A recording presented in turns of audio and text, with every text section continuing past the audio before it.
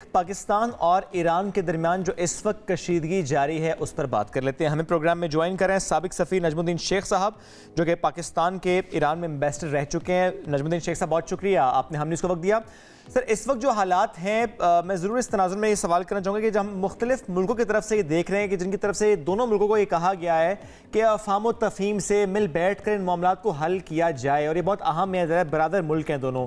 आप किस तरह से देखते हैं इस सारे मामले को, स्पेशली उस वक्त में जब ये कहा जाए कि माजी में बहुत दफ़ा दोनों मुल्क एक दूसरे को बता चुके हैं कि कहाँ से एक दूसरे की सालमियत के हवाले से ख़तरा रहा है या कहाँ कहाँ दहशतगर्द किसके लिए ख़तरा रहे हैं। क्या होना चाहिए, कैसे इस मामले को आगे बढ़ना चाहिए? देखिए, मैं समझता हूँ कि मामला अब आगे बढ़ चुका है, डी एस्केलेशन होनी है। अब मेरी नज़र में अब जो स्टेटमेंट दी है, जो बयान दिया है ईरान की मिनिस्ट्री ऑफ फॉरेन अफेयर्स ने, उससे वाज़ेह होता है कि उन्होंने कहा है कि जो पाकिस्तान ने हमला किया उसमें कोई ईरानी बंदा मारा नहीं गया, और जो ईरान ने तस्लीम भी किया। हाँ, ईरान ने तस्लीम भी किया। तो मैं समझता हूँ कि अब डी एस्केलेशन हो रही है। हम जॉइंट नेवल एक्सरसाइज भी कर रहे हैं। तो मुझे लगता है कि अब चूँकि ईरान में मसला ये हुआ है कि IRGC और हुकूमत अलग-अलग फोर्सेस हैं, और IRGC ने जो किया है वो मैं समझता हूँ कि अब इमाम खमेनी उनको रोकेंगे, उनसे कहेंगे कि ये करना गलत था पाकिस्तान के साथ ख़ास तौर पे, और जगह तो किया है, सीरिया में किया है, इराक में किया है, लेकिन पाकिस्तान के साथ ये नहीं होना चाहिए था। और अब वो हर किस्म की कोशिश होगी कि इसको डी एस्केलेट किया जाए। अब इसमें ये है कि हमने भी कहा है कि सफ़ीर जो है वो फॉर द टाइम बीइंग वापस ना आए। मैं समझता हूँ कि अगले 4-5 दिन में हमारी बातचीत, अब भी बातचीत तो जारी होगी। कौन से चैनल इस्तेमाल कर रहे हैं, हमारे चैनल बहुत सारे हैं ईरान और पाकिस्तान के दरमियान, तो वो अभी इस्तेमाल हो रहे होंगे।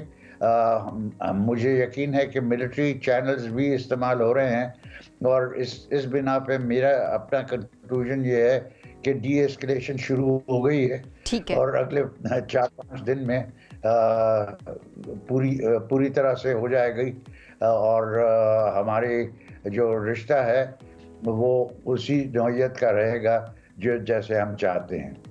और नजमुद्दीन साहब, जाहिर है आप वहाँ पर रहे भी हैं, लोगों के क्या जज्बात पाकिस्तान के हवाले से, क्योंकि हमेशा से हम ब्रदर मुल्क तो रहे हैं, ताल्लुकात हमारे अच्छे भी रहे हैं। इस वक्त जो सूरत हाल क्रिएट हो चुकी है, ऐसे में ईरान के हवाले से बात की जाए तो वहाँ पर लोगों के क्या जज्बात होंगे, किस तरह से आप इस सिचुएशन को देखते हैं? देखिए, ईरान के साथ हमारे ताल्लुकात जो हैं उसमें बहुत सारे पहलू हैं। एक पहलू तो ये है कि उन्होंने पाकिस्तान में सरमायाकारी की हुई है, और पाकिस्तान से उनको डिविडेंड्स भी मिल रहे हैं। अब दूसरी चीज़ ये है कि पाकिस्तान ईरान का रिश्ता वो भी चाहते हैं कि सुधरे, हम भी चाहते हैं। कुछ अभी तेल की सिलसिले में और गैस के सिलसिले में चूँकि सैंक्शंस का मसला है, वो अभी रुका हुआ है, लेकिन उम्मीद है कि आगे चल के हम गैस और तेल ईरान से ले सकेंगे। ये चीज़ें हैं जो कि हमें आगे चल के देखनी है, लेकिन इस वक्त जो अहम चीज़ है वो ये कि हम पहचानें कि IRGC और हुकूमत ईरान में अलग चीज़ें हैं। ये जो हुआ है, जो वाक़यात हुए हैं, ये IRGC ने किए हैं, और मुझे यकीन है कि अभी इमाम खमेनी जो कि दोनों हुकूमत के और IRGC के कमांडर हैं, वो उनसे कहेंगे कि ये आपने ज़्यादती की है, ये पाकिस्तान के साथ करने की ज़रूरत नहीं थी, और इस वजह से इसको डी एस्केलेट करेंगे।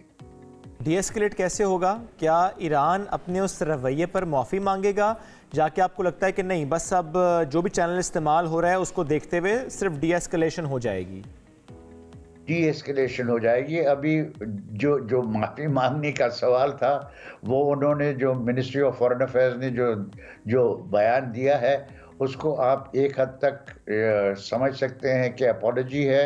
ये समझ सकते हैं कि जो रिपोर्ट्स वहाँ आई हैं उनको वो डिलीट कर रहे हैं। उनको न्यूज़ एजेंसीज ने जो रिपोर्ट डाली है, ईरानी तस्नीम न्यूज़ एजेंसी वगैरह ने, उनको वो डिलीट कर रहे हैं। उससे मालूम होता है कि इमाम खमेनी ने उनसे कहा है कि अब ये मामला ठप करो और पाकिस्तान के साथ जो रिश्ता है वो हमें जारी उसको वापस उसी लेवल पर लेकर आए जिस लेवल पर रिश्ता आपसे 3-4 दिन पहले था।